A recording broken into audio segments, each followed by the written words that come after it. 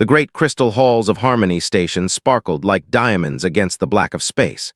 Ships from all across the galaxy docked at the massive station, bringing visitors for the most important celebration in 3,000 years. Today marked the anniversary of the Great Peace, and every species in the galaxy had come to remember how far they had traveled together. Ambassador stood at the observation deck, watching the ships arrive. His blue skin gleamed under the soft lights, and his 4 arms moved in the traditional greeting pattern of his people. Behind him, they were already starting their atmospheric displays, creating ribbons of green and gold light that danced through the station's air systems. The sight never failed to amaze him. "Beautiful, isn't it?" said Dr. Aura, joining him at the viewing window. The Etherian historian was one of the few beings truly respected. Her translucent form shimmered with the soft glow that marked her species, and her ancient eyes held wisdom from centuries of study. "It is," agreed. "Hard to believe our ancestors once fought wars over territory and resources. Look at us now." Through the transparent walls, they could see representatives from 847 different species. The crystalline collective's members stood like living gems in one corner, their bodies ringing out harmonic frequencies that made the whole station hum with peaceful energy. Near them, the delegation moved like living shadows, their dark forms shifting and flowing as they communicated through changes in their shape. The celebration hall was enormous, built to accommodate beings of all sizes. Tiny microbe colonies floated in special containers, while massive gas giants attended through holographic projection. Every species had found their place in this grand community of peace. 3,000 years, Aura said softly. Has any civilization in galactic history ever achieved such lasting peace? Shook his head. Never. The archives speak of endless conflicts before the silence began, wars that lasted for centuries, species wiping each other out over small differences. He paused, watching a group of young beings from different worlds playing together. Sometimes I wonder what changed. The silence, Aura said, when the humans disappeared. The mention of humans made uncomfortable, as it always did. Humans were a taboo subject in polite society, though no one could exactly say why. They had been central to galactic politics once, according to the old records. Then, exactly 3,000 years ago, they had simply vanished without warning or explanation. "Do you really believe they destroyed themselves?" asked. Aura was quiet for a long moment. "I have spent my life studying the archives. There are inconsistencies in the official records." "What kind of inconsistencies?" "Earth still orbits Sol exactly as it did when humans lived there. After 3,000 years with no maintenance, no civilization, the planet should be dead. Instead, our long-range sensors show it perfectly preserved. The oceans are still blue. The atmosphere is still breathable. It's as if time stopped there." Frowned, perhaps they had automated systems. "Perhaps, but there's something else." Aura's form flickered with nervousness. "For the past 50 years, I've been detecting strange energy signatures at the galaxy's edge. Patterns that don't match any known natural phenomenon." "You think humans are still alive?" "I think they went somewhere. Whether they survived," she trailed off. A deep tone echoed through the station, calling everyone to the main ceremony. They made their way to the grand amphitheater, where beings from across the galaxy gathered in perfect harmony. The ceremony began with the traditional recounting of galactic history. Speaker after speaker took the stage, each representing a different era of the Great Peace. They spoke of scientific discoveries shared freely between species, of art forms that combined the best of hundreds of cultures, of conflicts resolved through meditation and understanding rather than violence. The hegemony representative, a towering being with skin like polished stone, spoke of resource allocation protocols that ensured no species ever wanted for anything. The Etherian Council shared their latest philosophical insights into the nature of existence and peace. The Machine Collective demonstrated new technologies designed to improve life for organic beings. "We have transcended the primitive urges of our ancestors," declared the speaker for the assembly. "War, territorial aggression, the concept of survival of the fittest, these are relics of a more barbaric time. We have evolved beyond such things." The crowd responded with waves of approval in hundreds of different ways. Some species changed color, others emitted harmonic frequencies, and many simply radiated feelings of joy and agreement. As the ceremony reached its peak, every being in the hall joined in the harmony of unity. It was a telepathic song that connected all minds present, creating a shared experience of perfect peace and understanding. Felt his consciousness blend with hundreds of others, experiencing the galaxy as a single, unified community. In that moment of connection, he felt what they had all achieved. No species feared another. No one went hungry while others had plenty. Art, science, and philosophy flourished in ways that would have been impossible during the violent ages of the past. They had created something beautiful. The harmony was interrupted by an urgent alarm. The peaceful melody shattered as emergency lights flashed throughout the station. The speaker for the assembly quickly moved to the communication panel, his movements showing the first signs of panic anyone had seen in decades. "Deep space sensors are detecting an object approaching the Sol system," he announced. "Size and mass are unprecedented. Speed is beyond anything in our current records." The hall erupted in confused chatter. No one had built ships capable of such speed. The peaceful species of the galaxy had focused their technology on art, healing, and harmonious living, not transportation or exploration. "Could it be a natural phenomenon?" someone called out. "Negative, the object is artificial and under intelligent control. It is transmitting a signal." Silence fell over the assembly as the transmission played through the hall's speakers. The voice was clear, speaking in perfect galactic standard, though there was something about it that seemed strange and ancient. "This is the human vessel New Horizon, requesting permission to return home." The silence that followed was absolute. For 3,000 years, the galaxy had lived in peace without humans. They had built something beautiful, something pure, and now humanity was coming back. Looked at Dr. Ara, whose form was flickering rapidly with shock and something that might have been fear. Around them, 847 species that had never known war were about to meet the ones their ancestors had called the species that never stops. The Great Peace was about to be tested. The emergency council meeting was unlike anything in galactic history. Representatives who had gathered for celebration now faced the return of a species that existed mostly in legends and half-remembered fears. The peaceful chamber that had hosted philosophical debates now buzzed with worried conversations and nervous energy. Admiral On stood at the center of the room, his thick armor plating shifting colors as stress hormones flowed through his system. As leader of the Militant Preservation Corps, he was the closest thing the peaceful galaxy had to a military commander. His job had been limited to rescuing ships in distress and clearing dangerous asteroids from shipping lanes. "The object has entered the Sol system and is slowing down," he reported. "Our sensors indicate it's a ring-shaped habitat with the mass of a small moon, but it's moving at speeds that should be impossible for something that large." Dr. Ara stepped forward, her ethereal form flickering with excitement despite the serious situation. "Admiral, I need access to the restricted archives. If humans are truly returning, we need to understand what we're dealing with." "The restricted archives have been sealed for 2,000 years, protested Counselor of the Academic Assembly. "The knowledge contained there was deemed too dangerous for our peaceful society." "And that's exactly why we need it now," Ara shot back. "We're about to encounter a species our ancestors feared enough to lock away their records." Watched the debate with growing concern. He had noticed something troubling about the galaxy's reaction to human return. Every species was afraid, but none could explain why.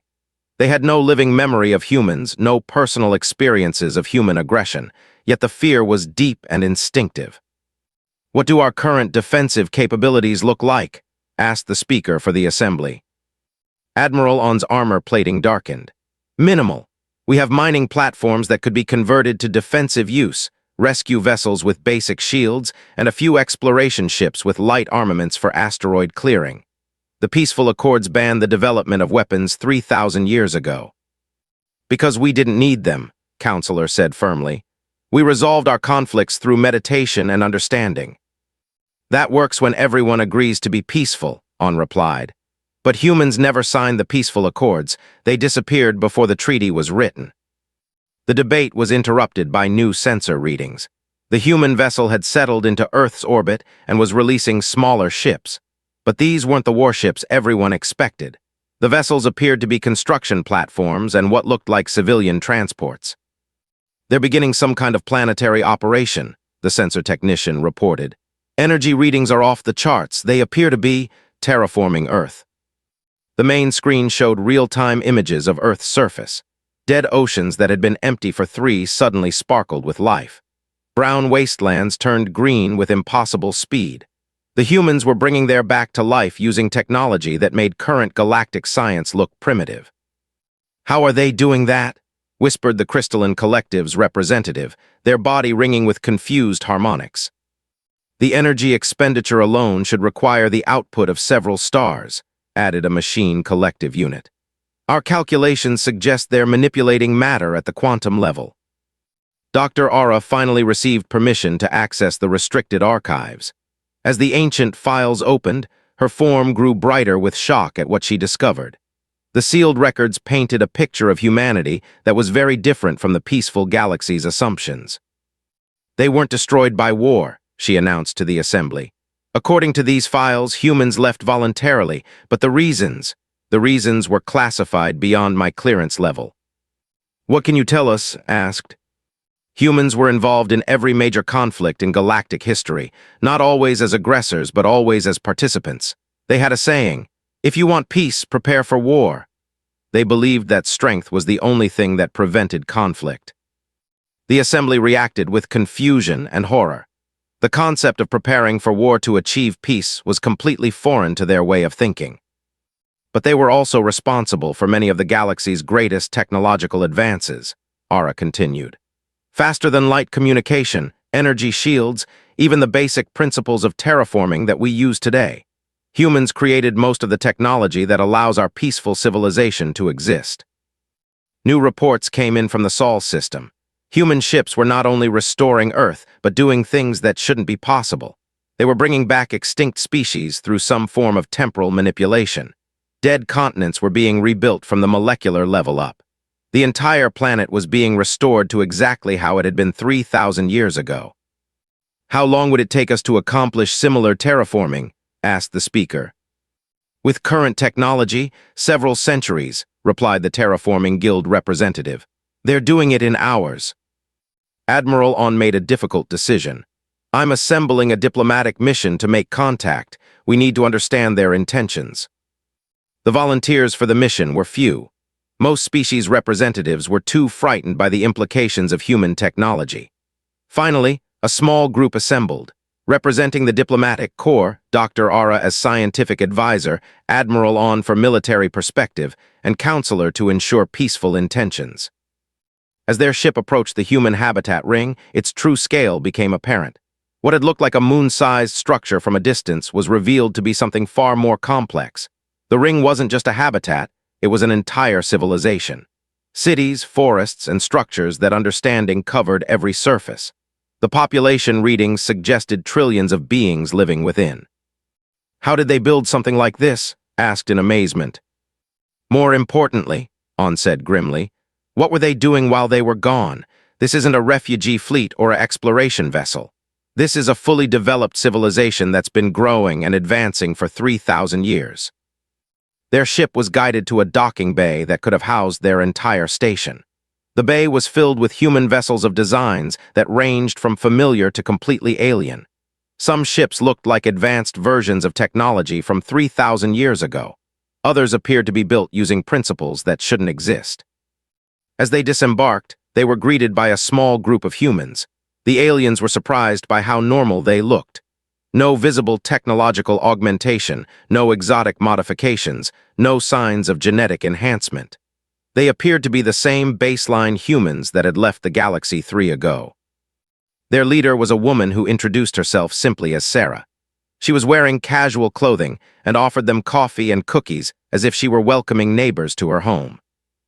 "Welcome to New Horizon," she said with a warm smile. "We're so glad you could make it. We've been looking forward to coming home for a very long time."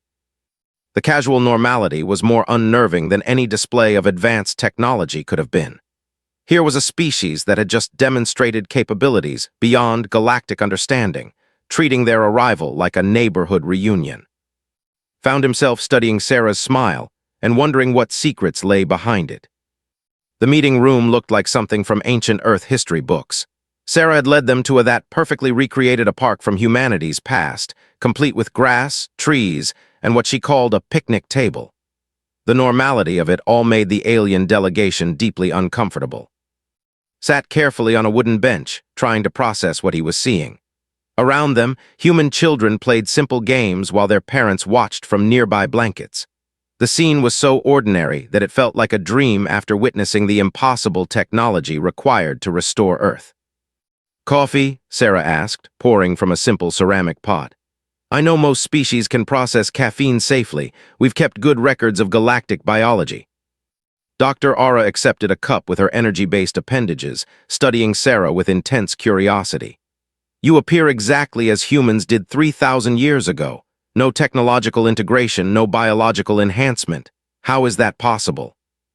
Sarah laughed, a sound that seemed genuine and warm. "Why would we need to change? We've always been pretty good at being human." She gestured around the.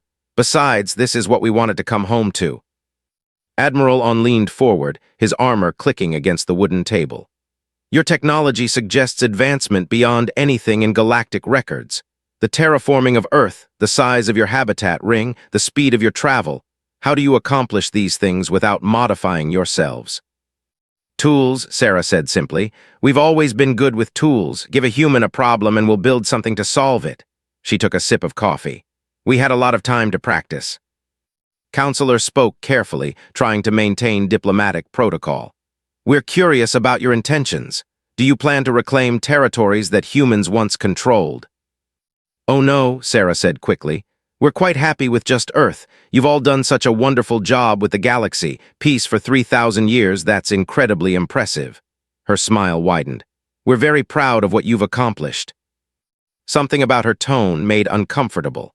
It reminded him of the way adults spoke to children who had done something clever. "What exactly have you been doing during your absence?" "Exploring mostly, learning new things, building bigger tools." Sarah gestured vaguely toward the stars. "The universe is a big place, lots to see." "Could you be more specific?" Dr. Aura pressed. "Our sensors detect technology that operates beyond known physical laws. Your habitat ring exists in multiple dimensions simultaneously. How is that possible?" Sarah considered this for a moment. "Have you ever watched a child play with blocks? At first, they can only stack them up, but eventually they figure out how to make arches, bridges, complex structures." She paused. "We've had 3,000 years to play with the building blocks of reality." She stood and gestured for them to follow. "Come on, let me show you around. Maybe that will help explain things." They walked through sections of the habitat that understanding. Gravity pointed in different directions depending on which path they took. Doorways led to spaces that were clearly larger on the inside than the outside. Children ran through areas where the laws of physics seemed to operate by different rules entirely. "The key insight," Sarah explained as they walked, "was realizing that the universe has more dimensions than most species use. Once you figure out how to access them, you can do interesting things with space and time." They passed a playground where human children were manipulating what appeared to be miniature galaxies, creating and destroying star systems as part of their games. The casual way they handled cosmic forces made the alien delegation feel dizzy. "Your children play with galactic-scale forces," Admiral On observed, his voice tight with controlled fear. "Kids adapt quickly," Sarah said proudly. "Much faster than adults. We found that if you introduce concepts early enough, they seem perfectly normal." Dr. Aura stopped walking. "How many humans are there now?" "In this ring, about 50 billion, but we built more than one habitat." Sarah's casual tone didn't change. "Humans have always been good at multiplying when we have the resources." "How many habitats?" asked, though he wasn't sure he wanted to know the answer. "Oh, several thousand. We've been busy." Sarah led them to an observation deck that looked out into space. "Would you like to see one of our other projects?"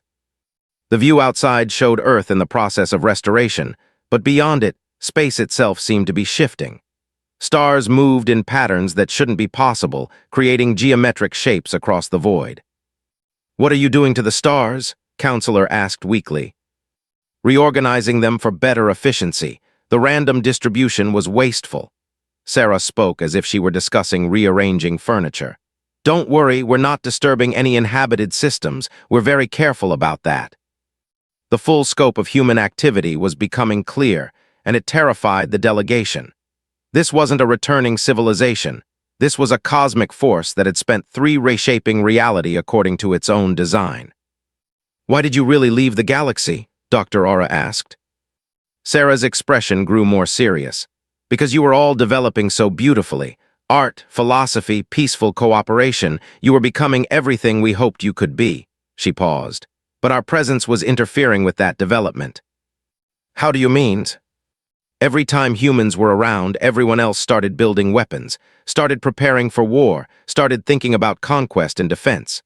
Sarah's smile returned, but it seemed sadder now. "We realized that as long as we were here, you'd never achieve true peace, so we left." "But you kept watching," Admiral On said. "It wasn't a question." "Of course, we care about what happens here." Sarah gestured toward the stars. "We've been very proud of your progress." The implications were staggering. The galactic civilization hadn't achieved peace despite human absence. They had achieved it because humans had deliberately removed themselves as a destabilizing factor. Every advancement, every diplomatic success, every moment of harmony had been possible only because humanity was watching from the shadows. "What about the energy signatures Dr. Aura detected at the galaxy's edge?" asked. Sarah's expression didn't change, but something flickered in her eyes. "Oh, those? Yes, we do maintain a presence around the perimeter, just in case." "In case of what?" Before Sarah could answer, alarms began sounding throughout the habitat. The casual atmosphere changed instantly as humans around them responded with quick, efficient movements that spoke of long practice. Sarah pulled out a communication device that looked like nothing in galactic technology. After listening for a moment, she looked up at the delegation with that same pleasant smile. "I'm afraid we're going to have to cut this tour short," she said. "We've been monitoring some unusual readings from deep space, and it looks like we're about to have visitors." "What kind of visitors?" Admiral On demanded. Sarah's smile deepened, and for the first time the aliens saw something ancient and dangerous behind her friendly expression. "The kind we've been preparing for. The reason we really left the galaxy 3,000 years ago." She activated her communicator. "All stations, this is Sarah. The entities have arrived early. Begin defensive preparations." As human activity increased around them, the delegation realized they were about to witness something that would change their understanding of the universe forever. The peaceful galaxy was about to discover what humanity had been protecting them from all along. And they were about to learn why their ancestors had been so afraid of the species that never stops. The alien delegation found themselves escorted to what Sarah called a situation room, though it looked more like another casual human living space with comfortable chairs and soft lighting. The contrast between the comfortable setting and the urgent activity outside was deeply unsettling. Dr. Aura's ethereal form flickered rapidly with anxiety as she watched humans moving with purpose through the corridors. "What exactly are these entities you mentioned?" Sarah settled into her chair with a cup of fresh coffee, as if they were discussing weather rather than a galactic threat. "We call them the Devourers, though they don't really have names in any language you'd recognize. They're from outside our reality beings that exist in the spaces between universes." Admiral On's armor plating shifted to darker colors. "What do they want?" "Everything," Sarah said simply. "They consume civilizations, absorb their knowledge, their technology, their very essence. Each galaxy they encounter becomes part of their collective. They've been doing this for billions of years." Felt a chill run through his system. "How do you know about them?" "We encountered their scouts about 3,500 years ago. They were probing the galaxy's defenses, testing our responses." Sarah's expression grew distant. "It took us a while to understand what we were dealing with. By the time we figured it out, we realized they were coming in force." The main display activated, showing a 3-dimensional map of the galaxy. Red markers appeared around the outer edges, thousands of them, positioned like a net around the entire galactic structure. "These are human installations," Sarah explained. "We spent 3,000 years building a defensive perimeter around the galaxy, every approach route, every possible entry point covered by our forces." Counselor stared at the display in shock. "You've surrounded the entire galaxy." "We had to. The Devourers don't attack from one direction. They come from everywhere at once, using dimensional rifts to bypass normal space." Sarah zoomed in on one section of the map. Each installation is a fully armed fortress with the population of a major world.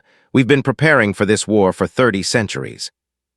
Dr. Aura made rapid calculations in her head. The energy requirements alone, the resources needed to build such a network, would have been impossible using galactic resources, Sarah agreed. That's why we went to dark space. Lots of raw materials floating around between galaxies and no one using them. We built mining operations, manufacturing centers, entire industries in the void. New alarms sounded as sensor readings updated. The display showed massive objects appearing at the galaxy's edge, not ships, but things that hurt to look at directly. They seemed to exist partially in normal space and partially in dimensions that the peaceful species couldn't perceive. They're starting their approach, Sarah noted with the same tone someone might use to comment on rain. Right on schedule. We calculated they'd arrive within 50 years of now. Admiral On studied the readings with growing horror. These things are enormous. Each one is the size of a solar system. They're not really individual entities, Sarah explained. Think of them as extensions of something much larger. The real devourer exists across multiple realities simultaneously. What you're seeing are just the parts that can enter our universe. The peaceful species had spent 3,000 years developing art, philosophy, and harmony. They had no framework for understanding threats on this scale. The very concept of entities that consumed entire civilizations was beyond their experience. Why didn't you warn us? Demanded. We could have helped prepare. Sarah's smile became sad again. What would you have done? Built weapons, militarized your civilizations, turned your beautiful, peaceful society into an armed camp? She shook her head. You'd achieved something wonderful. We couldn't ask you to destroy that. But you could have taught us, shared your technology. And watch you become like us? Sarah gestured toward a window showing human children playing with reality-altering devices. We've spent 3,000 years becoming something that can fight cosmic horrors. It's changed us in ways that aren't always good. Dr. Aura realized the true scope of humanity's sacrifice. They hadn't just left the galaxy. They had transformed themselves into something capable of fighting threats that existed beyond normal reality. They had become weapons so the rest of the galaxy could remain peaceful. The first contact with the Devourers came as reports flooded in from the perimeter stations. The entities had begun testing human defenses, probing for weaknesses with attacks that distorted space-time itself. All defensive positions report ready, came a voice over the communication system. Awaiting your orders, Sarah. For the first time, the delegation noticed something that chilled them. Throughout the crisis, every human they had encountered deferred to Sarah. Not to a military command structure, not to a government, but to this one woman who seemed to speak for their entire species. How many of you are there really? Admiral On asked quietly. Across all installations and habitats, about 800 trillion, Sarah answered casually. We've been growing our population for 3. It takes a lot of people to guard an entire galaxy. The number was staggering. In 3,000 years, humanity had grown from a single species on one planet to a population that dwarfed every other civilization in the galaxy combined. Are you their leader? Counselor asked. Sarah laughed. Not exactly. Humans don't really do hierarchy the way other species understand it. I'm more like a coordinator, someone who helps everyone stay on the same page. Her expression grew more serious. Though I suppose you could say I'm the one who remembers why we're doing this. New readings showed the Devourers beginning their main assault. Reality itself began to crack at the galaxy's edges as the entities forced their way through dimensional barriers. Systems at the perimeter simply stopped existing, not destroyed but consumed, absorbed into the growing mass of the Devourer collective. It's time, Sarah said, standing up. I'm sorry, but I'm going to have to ask you to stay here while we handle this. It can get a bit chaotic during operations. You're going to fight those things? Asked in disbelief. Sarah's smile widened, and for the first time the aliens saw what their ancestors had feared. Behind her pleasant expression was something vast and patient and utterly confident. We've been preparing for this fight for 3,000 years. We've built weapons that can crack reality itself, mastered technologies that turn the laws of physics into allies. She moved toward the door, then paused. Don't worry about the outcome. We're very good at what we do. The delegation watched through the observation windows as the human response began. The casual, friendly people they had met moments before transformed into something else entirely. Children put away their toys and moved to control stations with the efficiency of trained operators. Adults who had been discussing dinner plans began manipulating forces that could reshape solar systems. The habitat ring itself began to unfold, revealing its true nature. What they had thought was a simple living space was actually a weapon platform of unimaginable scale. The peaceful park where they had shared coffee expanded into command centers that monitored the entire galaxy. As humanity prepared for war, the delegation finally understood what they had achieved during their long exile. They hadn't just built defenses.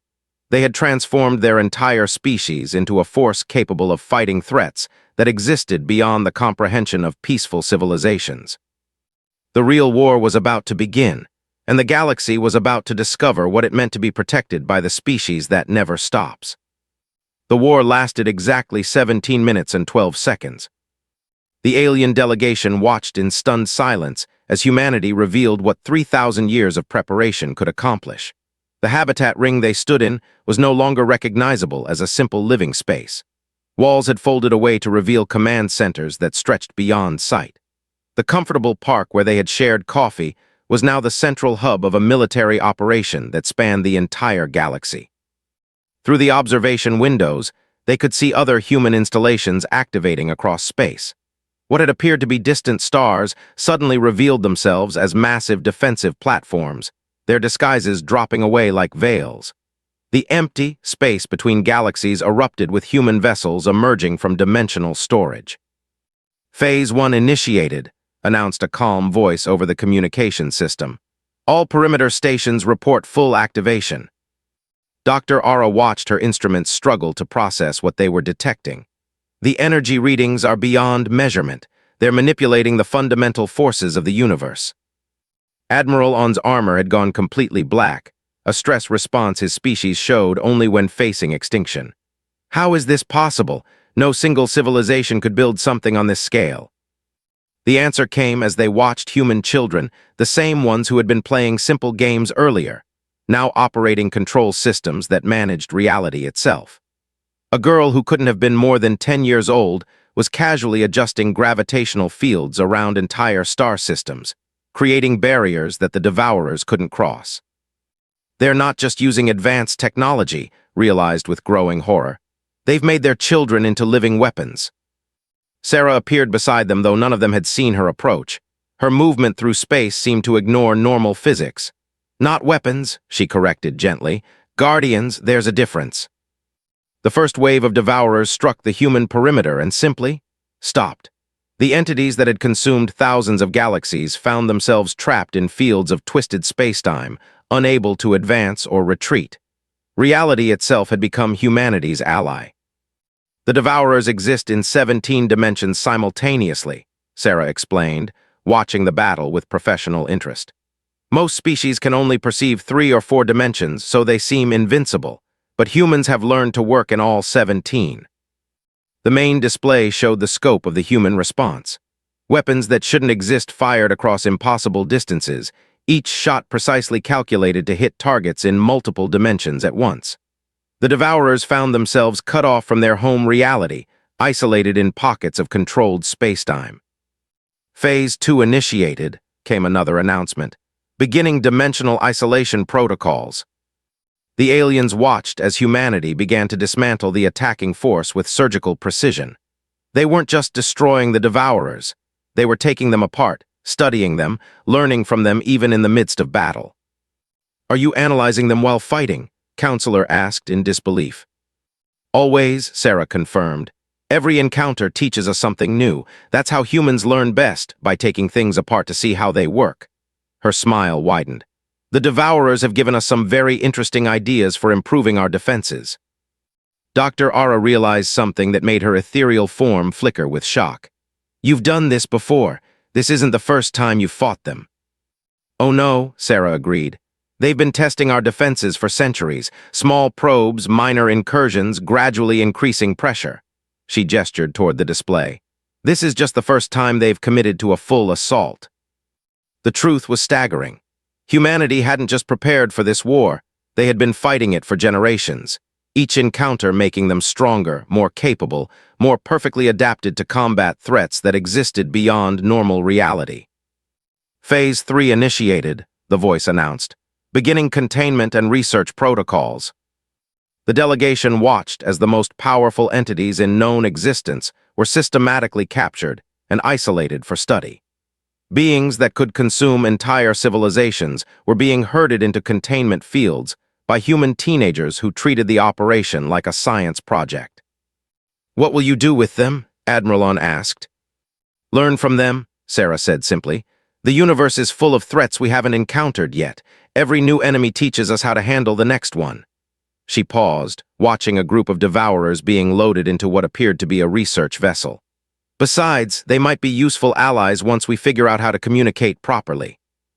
The casual way she spoke about turning cosmic horrors into allies was perhaps the most terrifying thing the delegation had witnessed yet. Humanity didn't just defeat their enemies. They absorbed them, learned from them, made them part of their ever-growing arsenal of capabilities. "Combat operations complete," came the final announcement. "All threats neutralized, beginning cleanup protocols." 17 minutes. The entities that had consumed thousands of galaxies over millions of years had been defeated in 17 minutes by a species that still looked exactly like they had 3,000 years ago. As the human installations began folding back into their disguised configurations, Sarah turned to address the delegation. "Thank you for your patience during the operation. I hope this hasn't been too disruptive to your celebration." Stared at her in amazement. "You just saved the entire galaxy and you're apologizing for the inconvenience." "Well, it was your anniversary celebration," Sarah pointed out reasonably. "We try not to interfere with important cultural events." The habitat ring began returning to its peaceful park configuration. Children who had been operating reality-altering weapons went back to their simple games. Adults who had commanded forces beyond galactic comprehension resumed their discussions about dinner plans. "What happens now?" Dr. Aura asked. "Now you go back to your celebration," Sarah said warmly. "Continue building your beautiful, peaceful civilization. Create amazing art, develop wonderful philosophies, discover new ways to cooperate and grow." Her expression grew fond. "We're very proud of what you've accomplished." "And you?" "We go back to watching," Sarah said simply. "There are always new threats out there. The universe is vast and full of dangers, but don't worry about that, we've got it handled." As their transport prepared to depart, the delegation looked back at the human habitat ring. To their sensors, it appeared to be exactly what it had seemed when they arrived, a simple living space where ordinary people went about their daily lives. "How many other threats are there?" Admiralon asked quietly. Sarah's smile deepened, and for just a moment they glimpsed the vast intelligence that guided humanity's efforts. "Oh, you'd be surprised. Entities from parallel realities, machine intelligences from dead galaxies, beings of pure energy that feed on stellar matter." She paused. "But don't worry, we're always ready."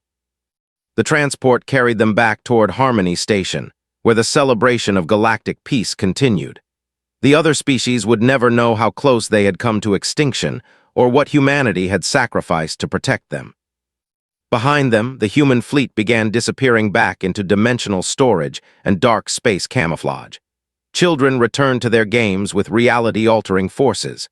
Parents discussed ordinary concerns while monitoring threats across 17 dimensions. As looked back one last time, he finally understood the title that historians would later give to this day. The peaceful species had gazed up at the stars, looking for threats to their beautiful civilization. And humanity had smiled back, patient and watchful and utterly, terrifyingly competent, because some species evolved beyond war to achieve peace. And some species became so perfectly adapted to war that they could guarantee peace for everyone else. In the depths of space, human children continued their games while their parents planned dinner, and the vast machinery of galactic defense hummed quietly in the background. The smile of humanity's protection never wavered, never failed, and never let the darkness touch those they guarded. After 3,000 years of peace, they had gazed up, and humanity was smiling, keeping watch in the dark places where nightmares lived, so that the beautiful dream of galactic harmony could continue forever.